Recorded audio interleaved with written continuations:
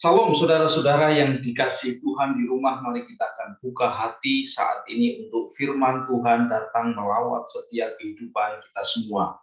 Hari ini adalah hari yang luar biasa, kesempatan di mana kita dijamah, diubahkan, dibaharui oleh Tuhan dalam kuasa firman-Nya.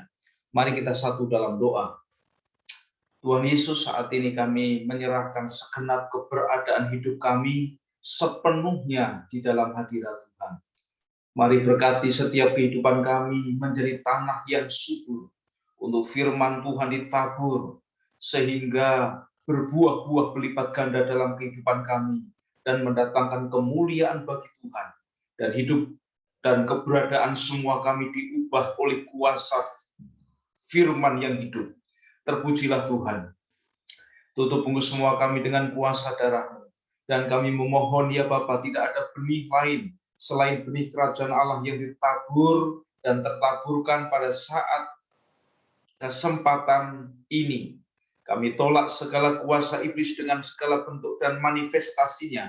Di dalam nama Tuhan Yesus Kristus, hancur sekarang juga kuasa iblis. Dan mari Roh Kudus penuhi kami dengan segala limpah hadirat-Mu. Demi nama Yesus kami berdoa. Amin. Puji Tuhan. Salam saudara-saudara semua yang dicintai oleh Tuhan. Apa kabar? Semua saudara yang beribadah di rumah masing-masing, mari kita buka hati kita untuk firman Tuhan datang melawat kita. Buka kitab Markus pasal yang ke-10. Markus pasal yang ke-10 ayat yang ke-46 sampai ayat yang ke-52. Mari kita akan baca bersama-sama firman Tuhan saat ini. Yesus menyembuhkan Bartimius. Lalu tibalah Yesus dan murid-muridnya di Yeriko, dan ketika Yesus keluar dari Yeriko bersama-sama dengan murid-muridnya dan orang banyak yang berbondong-bondong, ada seorang pengemis yang buta bernama Bartimius, anak Timius, duduk di pinggir jalan. Ketika didengarnya bahwa itu adalah Yesus orang Nazaret, mulailah ia berseru, "Yesus, anak Daud, kasihanilah aku." Banyak orang menegurnya supaya ia diam, namun semakin keras ia berseru, "Anak Daud, kasihanilah aku." Lalu Yesus berhenti dan berkata, "Panggillah dia." Mereka memanggil orang buta itu dan berkata kepadanya, "Kuatkan hatimu, berdirilah, ia memanggil engkau." Lalu ia menanggalkan jubahnya, ia segera berdiri dan pergi mendapatkan Yesus. Tanya Yesus kepadanya, "Apa yang kau kehendaki supaya aku berbuat bagimu?" Jawab orang buta itu, "Rabuni, supaya aku dapat melihat." Lalu kata Yesus kepadanya, "Pergilah, imanmu telah menyelamatkan engkau." Pada saat itu juga melihatlah ia, lalu ia mengikuti Yesus dalam perjalanannya. Haleluya, haleluya, luar biasa Bapak Ibu Saudara.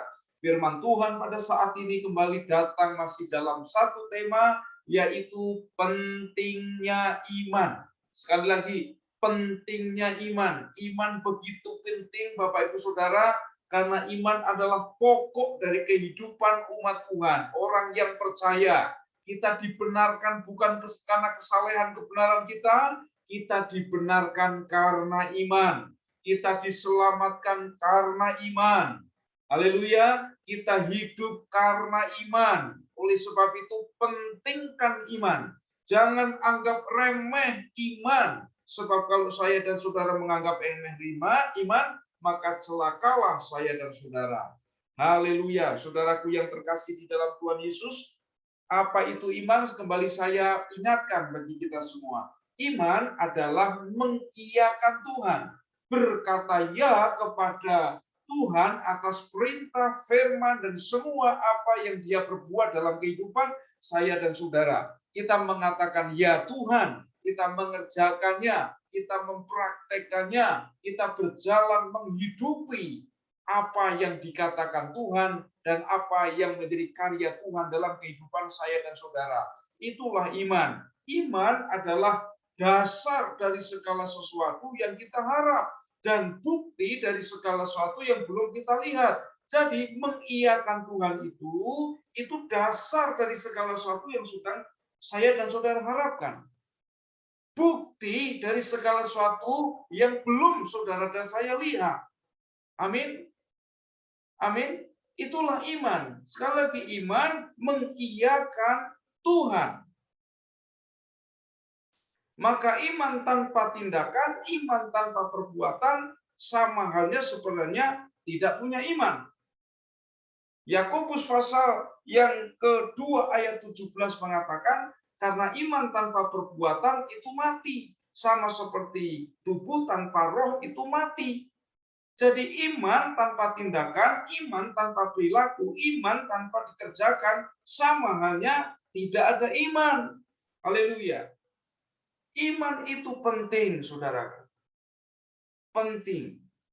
Nah, pentingnya iman itu apa saja? Dari perikop yang baru saja kita baca bersama-sama, kita mendapatkan pesan yang luar biasa. Yang pertama, pentingnya iman adalah lihat ayat 46 sampai ayat yang ke-50. Saya kembalikan bacakan ayat 46. Lalu tibalah Yesus dan murid-muridnya di Yeriko. Dan ketika Yesus keluar dari Yeriko bersama-sama dengan murid-muridnya dan orang banyak yang berbondong-bondong, ada seorang pengemis yang buta bernama Bartimius, anak Timius, duduk di pinggir jalan. Ketika didengarnya bahwa itu adalah Yesus, orang Nazaret, mulailah ia berseru, Yesus, anak Daud, kasihanilah aku. Banyak orang menegurnya supaya ia diam.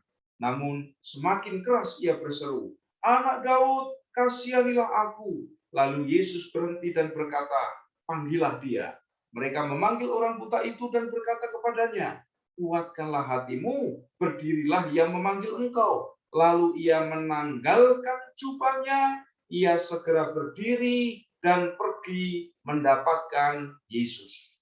Mengapa iman penting, Bapak Ibu Saudara? Iman itu penting karena iman menghasilkan perkataan dan perilaku iman. Haleluya. Apa yang terjadi pada seorang buta yang bernama Bartimius, kalau di Injil yang lain diceritakan bukan hanya Bartimius, sebenarnya ada dua orang buta. Kalau dalam kitab Matius disebutkan ada dua orang buta.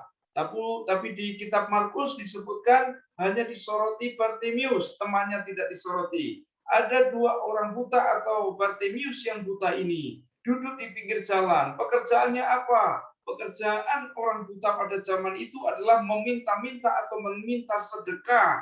Dan oleh pemahaman agama orang-orang Yahudi, agama pada waktu itu, orang yang buta itu terjadi karena dosa. Jadi orang buta pasti sudah dianggap orang yang berdosa. Dia hidup dan tinggal di pinggiran kota. Dan dia tidak boleh masuk di dalam kota, dianggap najis, dan tidak boleh berkumpul dengan banyak orang. Maka dia ada di pinggir kota untuk meminta sedekah bagi semua orang yang lewat kepadanya. Tapi suatu hari di saat ini, dia mendengar bahwa Tuhan Yesus lewat di daerah itu atau lewat di jalan di tempat di mana biasa ia duduk minta sedekah.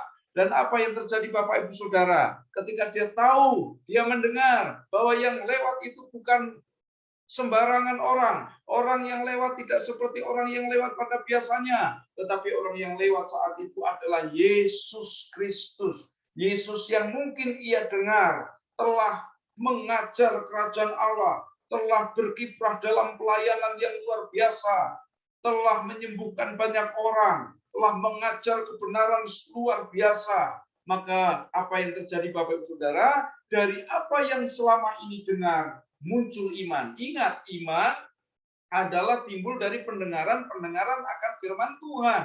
Jadi Bartimius dan temannya itu mendengar kabar tentang Tuhan Yesus, mendengar kabar tentang kiprah-kiprahnya Tuhan Yesus, mendengar kabar tentang apa yang diajarkan Tuhan Yesus. Di situ dia mengalami anugerah yang luar biasa berupa iman, sehingga ketika Tuhan Yesus lewat di daerah di tempat di mana dia biasa meminta sedekah, apa yang dia panggil. Ini yang saya maksud, bahwa iman menghasilkan perkataan dan tindakan iman. Yang muncul dalam kehidupan Bartimius adalah pertama, perkataan iman. Perkataan iman itu apa? dia berseru, Yesus anak Daud, kasihanilah aku. Kata Yesus anak Daud, kasihanilah aku, gelar Yesus anak Daud, itu berarti Bartimius mengakui Yesus sebagai Mesias. Itu berarti Bartimius mengakui bahwa Yesus itu adalah anak Allah.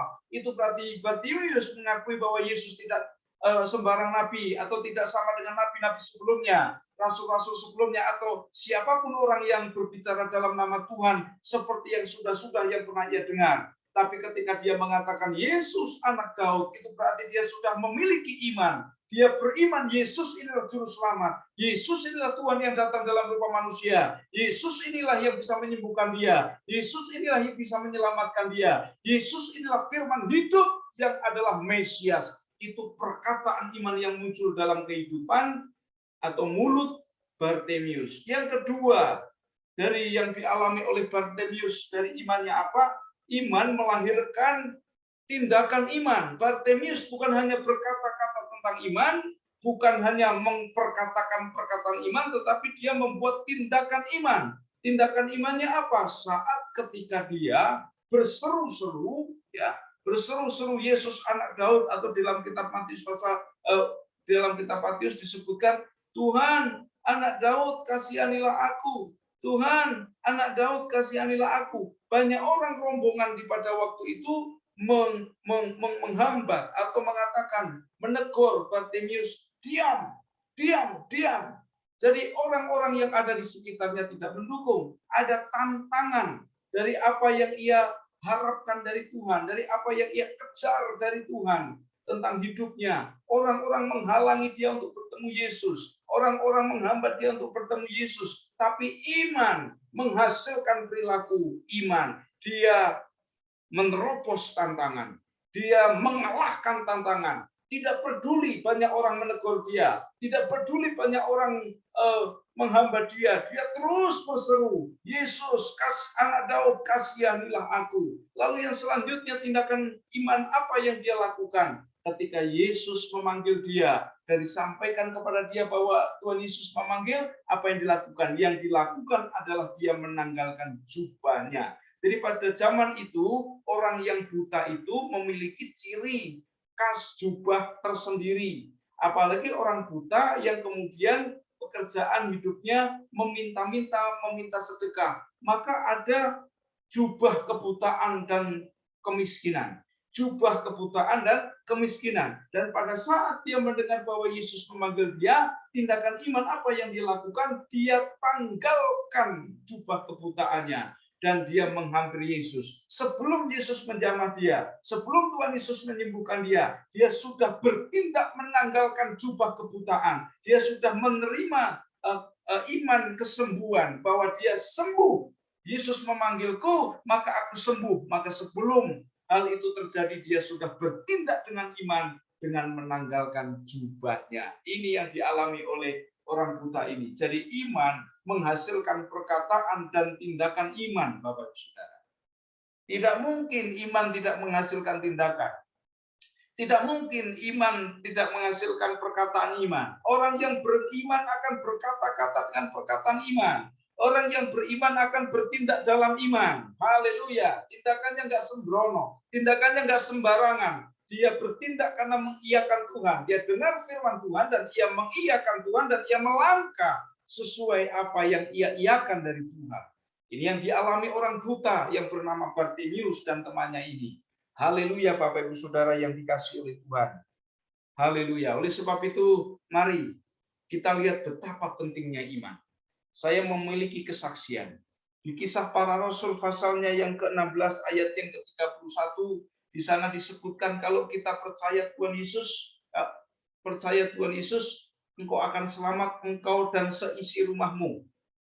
Pada saat pertama mula saya mengenal Tuhan Yesus, saya membaca firman Tuhan ini, Kisah Rasul 16:31. Lalu muncul iman di dalam hati saya, bahwa saya percaya Tuhan Yesus. Saya bertobat kepada Tuhan Yesus. Maka Alkitab mengatakan, seisi rumah juga akan selamat. Saya beriman, mengiyakan firman Tuhan ini, bahwa orang tua saya akan selamat. Bahwa orang tua saya akan menjadi pengikut Tuhan Yesus. Maka setelah saya percaya kepada Tuhan, saya beriman bahwa bapak saya, boi saya percaya Tuhan.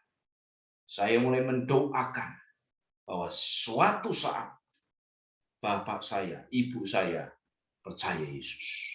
Saya mulai berkata-kata tentang orang tua saya yang percaya Tuhan Yesus. Lalu saya melakukan tindakan doa, baik doa secara nyanyian pujian penyembahan maupun doa puasa. Dan apa tindakan? Saya sampai melakukan tindakan yang ekstrim. Seperti dalam doa saya melihat orang tua saya di neraka, saya pindahkan dalam nama Tuhan Yesus, saya pindahkan dari neraka kepada kerajaan surga, dari kematian kepada kehidupan. Saya ambil sebuah tindakan. Ada tindakan iman di dalam doa, ada tindakan profetik karena saya menerima firman bahwa satu orang bertobat, satu orang percaya, satu orang diselamatkan, seisi rumah diselamatkan. 5 tahun setelah itu, Bapak Ibu Saudara, orang tua saya, Pak Esa membuat saya percaya Tuhan Yesus. Haleluya. Jadi iman akan menghasilkan perkataan iman dan tindakan iman.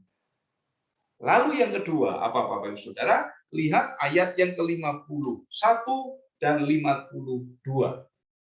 Silakan baca di situ. Tanya Yesus kepadanya, apa yang kau kehendaki supaya aku perbuat bagimu?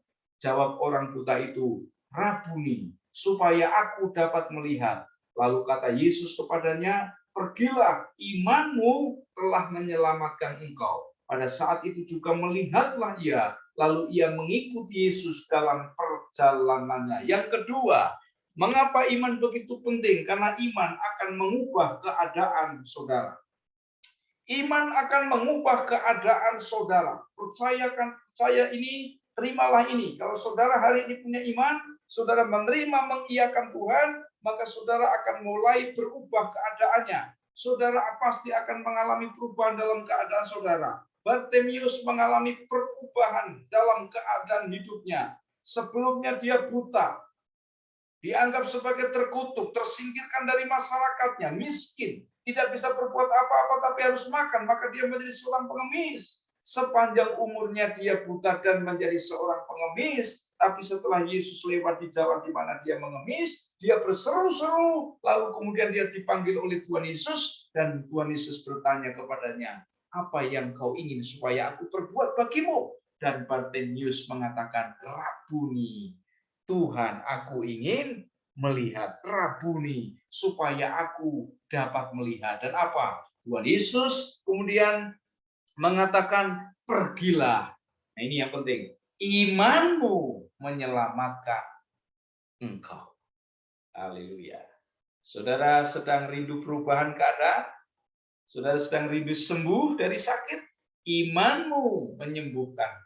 Imanmu mengubah keadaanmu. Pergilah, jadilah seperti yang kau percaya, jadilah seperti imanmu. Sejak saat itu apa yang terjadi? Keadaan Bartimius berubah. Berubah. Dia bebas dari kebutaan. Dia tanggalkan jubah kemiskinan, pengemis dan kebutaan.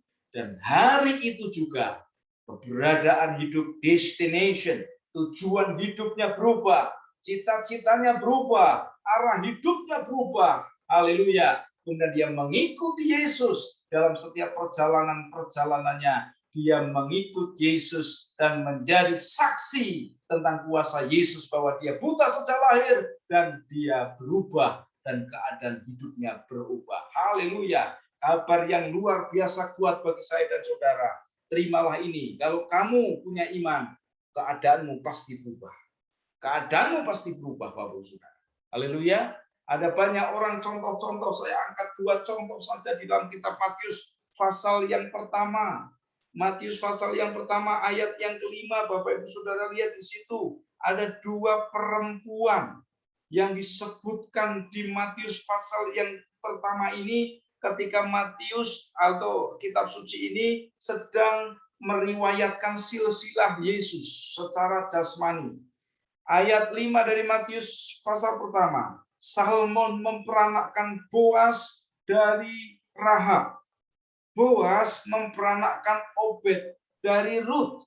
Obed memperanakkan Isai. Ada dua perempuan disebutkan di sini.